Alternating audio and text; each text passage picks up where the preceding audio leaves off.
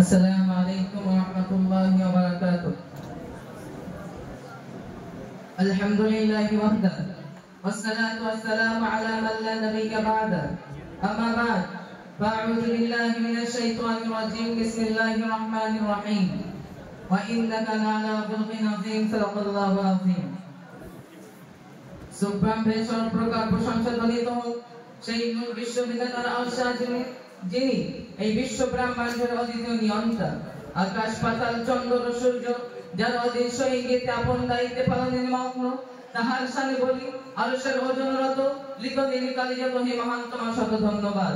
পরের পর্যায়ে নিখিল বিশ্বের অনুপম সৃষ্টি নূর নবী পূর্ণের ছবি খাতামুল আম্বিয়া সাইয়্যিদুল মুরসালিন বিশ্ব মানবতার মুক্তির দূত বিশ্বনবী সাল্লাল্লাহু আলাইহি ওয়াসাল্লামের সম্পর্কে বলি, তুমি চন্দ্রের চেয়ে সুন্দর, পুষ্পের চেয়ে মনোহর, লাউ সালাম আজ বারকাত। অতঃপর আজকে এই সিরাতুন নবী অনুষ্ঠানে মাননীয় সভাপতি সাহেব ও আমার সামনে বসে থাকা বিচারকদ্বয় ও আমার সামনে বসে থাকা সকল ক্লাসের ছাত্র ভাইরা, সকলকে অন্তরের স্থল থেকে প্রীতি শুভেচ্ছা ও মোবারকবাদ জানিয়ে আজ আমি আমার বক্তব্য দিকে ধাবিত হচ্ছি। সুধী শ্রোতা মণ্ডলী, আজ আমি আমার সংক্ষিপ্ত বক্তব্যের বিষয়বস্তু নির্বাচন করেছি বিশ্ব মানবতার মুক্তির দূত বিশ্বনবী সাল্লাল্লাহু আলাইহি ওয়াসাল্লাম।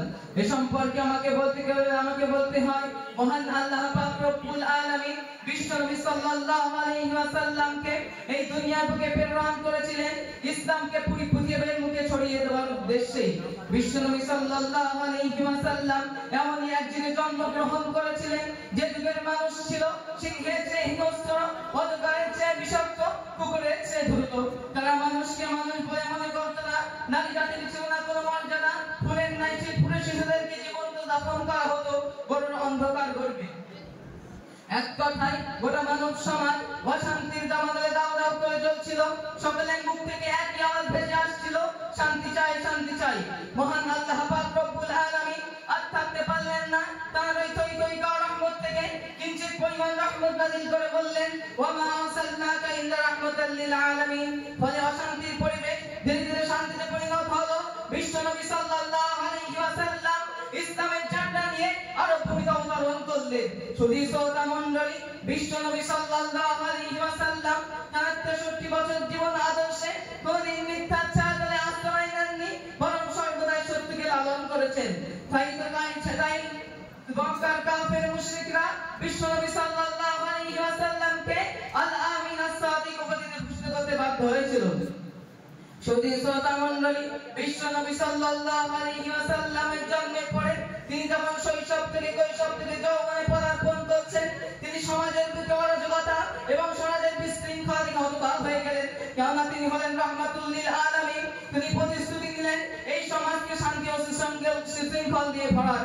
তিনি সর্বপ্রথম 17 বছর বয়সে হিলফুল ফুতুল নামে একটি সংগঠন প্রতিষ্ঠা করলেন, যার উদ্দেশ্য ছিল আমরা অত্যাচারীদের পাশে দাঁড়াবো এবং অত্যাচারীদের হাতকে দুমড়ে মুচড়ে ভেঙে দেবো। সুধী শ্রোতা মণ্ডলী, বিশ্বনবী সাল্লাল্লাহু আলাইহি ওয়াসাল্লাম তার এই দিনের উপর যখন শাসন কার্য পরিচালনা হচ্ছে, তখন তারপরে 40 বছর বয়স পর্যন্ত বিশ্বনবী সাল্লাল্লাহু আলাইহি ওয়াসাল্লাম সকলের বুকে নিজের আখলাক চরিত্রকে ফুটিয়ে তুললেন। এবং বিশ্বনবী সাল্লাল্লাহু আলাইহি ওয়াসাল্লাম 40 বছর পরে যখন মক্কার বাসীদেরকে ইসলামের দাওয়াত দিতে আরম্ভ করলেন, মক্কার সেই কাফের মুশরিকরা যারা বিশ্বনবী সাল্লাল্লাহু আলাইহি ওয়াসাল্লামকে আল আমিন নামে উপাধিত করেছিল, আস-সাদিক নামে উপাধিত করেছিল, সেই কাফের মুশরিকরা বিশ্বনবী সাল্লাল্লাহু আলাইহি ওয়াসাল্লামের চরম শত্রুতে পরিণত হয়েছিল।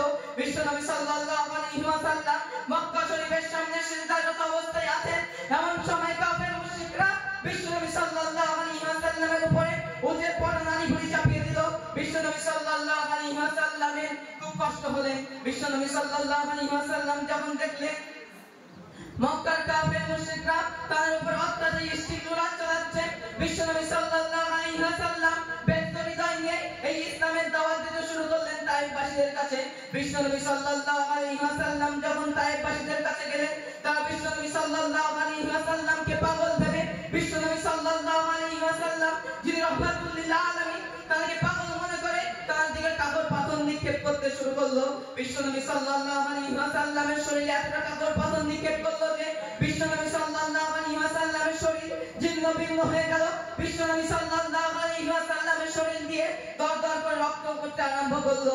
বিশ্বনবী সাল্লাল্লাহু আলাইহি ওয়াসাল্লামের পায়ে থাকা জুতো বিশ্বনবী সাল্লাল্লাহু আলাইহি ওয়াসাল্লামের রক্তে লেগে গেল এবং বিশ্বনবী সাল্লাল্লাহু আলাইহি ওয়াসাল্লাম বেহুশ হয়ে গিয়ে জমিনে পড়ে গেলেন। বিশ্বনবী সাল্লাল্লাহু আলাইহি ওয়াসাল্লামের যখন জ্ঞান ফিরলেন, বিশ্বনবী সাল্লাল্লাহু আলাইহি ওয়াসাল্লাম দেখলেন তার সামনে জিবরাইল আলাইহিস সালাম দাঁড়িয়ে আছেন এবং তিনি বলছেন, ইয়া আল্লাহর রাসূল, ইয়া আল্লাহর হাবিব, আপনি একবার অনুমতি দিন, এই তায়েফবাসীদের দুই পাহাড়ের মাঝখানে এমন ভাবে পিষে দেব যে পৃথিবীর মানচিত্র থেকে তায়েফ নামে কোনো প্রদেশ অবশিষ্ট থাকবে না। শুধু শ্রোতা মণ্ডলী, বিশ্বনবী সাল্লাল্লাহু আলাইহি ওয়াসাল্লাম আখলাক দেখুন, বিশ্বনবী সাল্লাল্লাহু আলাইহি ওয়াসাল্লামের চরিত্র দেখুন। যে কাফের মুশরিকরা বিশ্বনবী সাল্লাল্লাহু আলাইহি ওয়াসাল্লামকে রক্তাক্ত করে তাকে বেহুশ করে দিয়েছেন, বিশ্বনবী সাল্লাল্লাহু আলাইহি ওয়াসাল্লাম তাদেরকে প্রকাশ্য ক্ষমা ঘোষণা করলেন। শুধু শ্রোতা মণ্ডলী, তাদের এই ক্ষমা ঘোষণার থেকে, তাদের এই রহমত ও অনুকম্পার ভান্ডার থেকে পৃথিবীর কোনো মানুষই বঞ্চিত নয়, বরং তারা চিরশত্রু কাফেররাও পর্যন্ত।